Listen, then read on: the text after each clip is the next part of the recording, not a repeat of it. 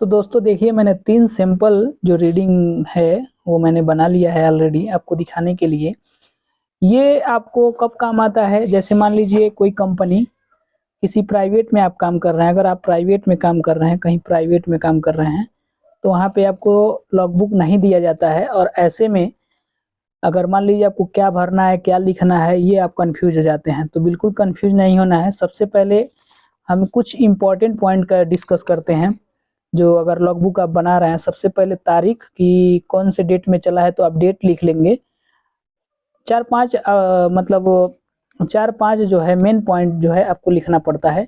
जैसे सबसे पहले आपको डेट लिखना ज़रूरी होता है। तो सबसे पहले आप डेट लिख देंगे कि किस तारीख में मशीन चली, डे में चली या नाइट में चली, इसको आप लिखना ज़रूरी होता है कि शिफ्ट में, कौन से शिफ्ट में चली। शिफ्ट भी आपको लिखना ज़रूरी है कि दिन में चली या रात में चली, ठीक है। नेक्स्ट आप लिख सकते हैं मशीन चालू कब हुआ, उसका रीडिंग क्या है। तो आप स्टार्ट रीडिंग लिख सकते हैं कि कब स्टार्ट हुआ, ये आपको लिखना ज़रूरी होता है।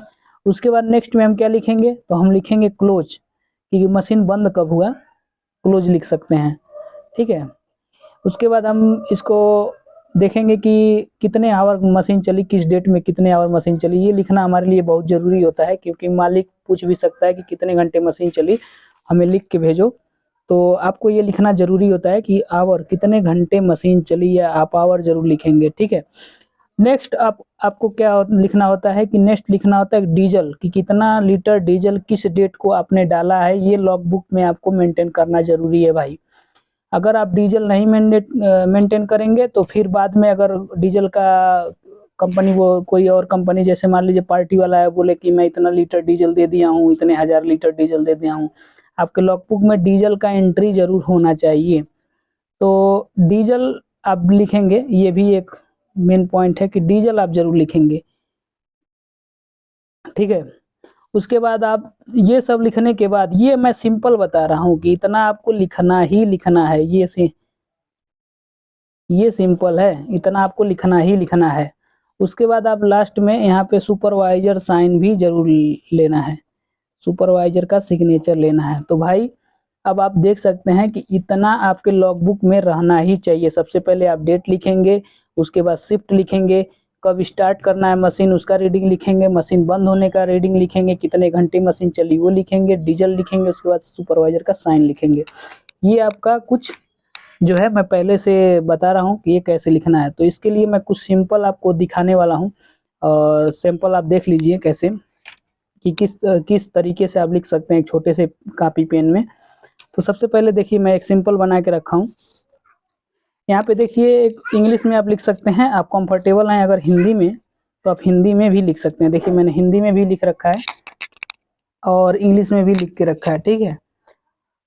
तो इंग्लिश में आप देखिए, सबसे पहले आपको डेट लिखना है, जो मैंने लिख के रखा हुआ है, डेट लिखेंगे। उसके बाद फिर स्टार्ट, फिर उसके बाद क्लोज, उसके बाद आवर, कितने घंटा जो लिखना है, फिर उसके बाद डीजल, उसके बाद सिग्नेचर, ठीक है। ये आप ऊपर हेडर में डाल देंगे कि कहाँ से किसके नीचे क्या लिखना है। ये आप किसी भी कॉपी या आप जो भी आपको नोटबुक दी जा रही है मालिक के द्वारा, या आप खुद बना रहे हैं, तो उसमें आप ऊपर डाल देंगे, ठीक है। नेक्स्ट मान लीजिए मशीन चली 17/4/2022 से, मैंने वैसे ही एक रेंडम डेट ले लिया है अपनी मर्जी से, ये फिक्स नहीं है, मैंने अपनी मर्जी से ले लिया है। तो 17/4/2022 पहले आप डेट डाल देंगे। उसके नीचे डे में चली या नाइट में चली, आप डे या नाइट चली आप लिख लेंगे। तो मैंने उसके जस्ट नीचे मैंने डे में लिख दिया है, ठीक है। उसके बाद देखिए, ये हमारा स्टार्ट रीडिंग है। स्टार्ट रीडिंग लिखा है मैंने 17:15.5, ठीक है। 0.5, 17:15.5 ये हमारा मशीन स्टार्ट होने का टाइम है। और उसके नीचे मैंने टाइम भी लिख दिया है कि 9 बजे मशीन मैंने स्टार्ट किया है, ठीक है।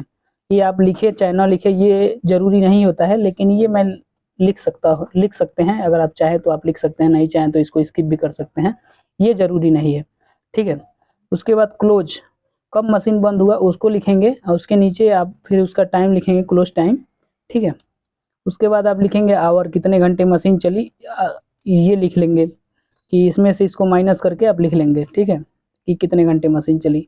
अब आपने कितना डीजल लिया हुआ है ये लिख लेंगे, कि उस डेट में आपने 17 तारीख को कितने लीटर डीजल डाला है, और डीजल का एंट्री आप ज़रूर करेंगे भाई, ठीक है।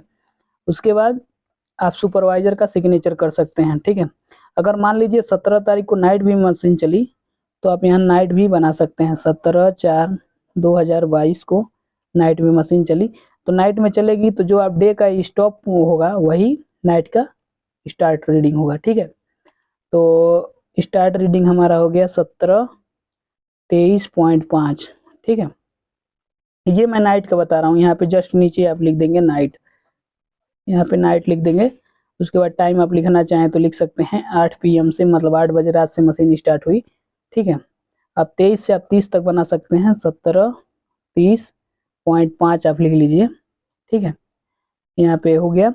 और यहाँ पे लिख सकते हैं कि मान लीजिए अंदाज़ा मैं लिख रहा हूँ कि 8 AM तक मशीन चली। ठीक है, इसमें से इसको माइनस कर देंगे, उसके बाद लिख देंगे। तो हमारा मान लीजिए 7 घंटे मशीन चली। ठीक है, तो 7 घंटे मशीन चली आप लिख सकते हैं। उसके बाद डीजल नहीं पड़ा मान लीजिए, तो डीजल नहीं पड़ा तो आप ऐसे कर दीजिए, सुपरवाइजर का सिग्नेचर ले लीजिए भाई। ठीक है, ये आपका एक सिंपल तरीका है जो आप रीडिंग बुक बना सकते हैं। हेल्परी आप कर रहे हैं तो भविष्य में इसका आपको ज़रूरत पड़ेगा भाई। ठीक है, नेक्स्ट अगर आप हिंदी में कंफर्टेबल हैं तो दिनांक लिख सकते हैं। उसके बाद मशीन चालू बंद, घंटा, डीजल, हस्ताक्षर, जो भी आप अपने मर्जी से बना सकते हैं। ठीक है भाई,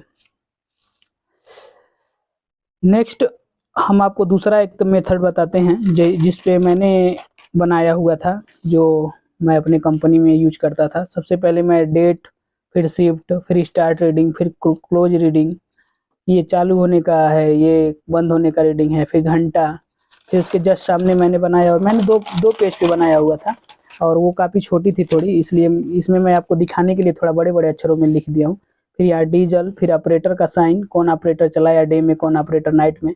ऐसा करने से आप घाल मेल नहीं करेंगे। अगर दो ऑपरेटर अगर एक साथ मशीन चला रहा है तो ये बहुत ज़रूरी हो जाता है कि ऑपरेटर कौन सा ऑपरेटर किस टाइम चलाया हुआ है। ठीक है, फिर सुपर ऑपरेटर का सिग्नेचर, फिर सुपरवाइजर का सिग्नेचर। ठीक है, अब ये कौन सा काम हुआ है ये लिखना है। ब्रेकर चला था कि बकेट चला था, कि बकेट चला था कि लोडिंग चला था, जो भी है रिमार्क में आप लिख सकते हैं। ठीक है, इस तरह से भी आप बना सकते हैं। ठीक है, और एक जो सिंपल तरीका था जो मेरे उस्ताद ने मुझे बताया था, या फिर मैं हेल्पर ही में देखा था कि कैसे सीखना, कैसे मतलब लिखना है, तो उसमें मेरे उस्ताद कैसे लिखते थे कि जो मेरे ऑपरेटर थे जो जिन्होंने मुझे मशीन सिखाया था, तो उन्होंने सबसे पहले डेट लिखते थे, उसके नीचे डे नाइट जो भी चल रहा मशीन, उसके बाद स्टार्ट में, उसके बाद क्लोज। स्टार्ट में आप देख सकते हैं कि यहाँ पे स्टार्ट और क्लोज आप लिखना चाहें तो लिखें, नहीं तो टाइम लिखना चाहें तो लिखें, नहीं तो नहीं लिखें, ये आपके ऊपर है।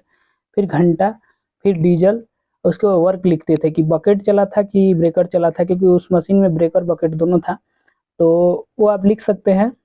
ये ज़रूरी हो जाता है अगर ब्रेकर और बकेट, क्योंकि ब्रेकर का थोड़ा थोड़ा ज़्यादा होता है प्राइस, मतलब ब्रेकर का जो घंटा आवर होता है एक दिन का थोड़ा रेट ज़्यादा होता है, इसलिए ब्रेकर बकेट लिखना ज़रूरी हो जाता है। फिर आप साइन ले लें। तो दोस्तों इस तरह आप वो अपने मर्ज़ी से आप देख लीजिए कैसे। थोड़ी देर में रुक देता हूँ वीडियो को, और आप अगर स्क्रीनशॉट लेना चाहें तो ले लीजिए, और ये देख लीजिए कि कैसे इस तरह बनाना है आपको। तो देख लिया होगा आपने। अगर आप ये देखना चाहें, अगर स्क्रीनशॉट लेना चाहें तो एक बार देख लीजिए। तो देख लिया होगा आपने। मेरे हिसाब से आपको ये सिंपल वाला आप ले लीजिए, ये आपको लिए बहुत ज़रूरी है। अगर अगर आप प्राइवेट में मशीन चला रहे हैं तो ये सिंपल वाला जो आप अगर रखना चाहें तो रख लीजिए। ठीक है दोस्तों, तो इस तरह ये हमारा रीडिंग का पूरा कॉन्सेप्ट है। उम्मीद है आपको समझ में आ गया होगा। तो मिलते हैं नेक्स्ट वीडियो में, तब तक के लिए धन्यवाद, बाय।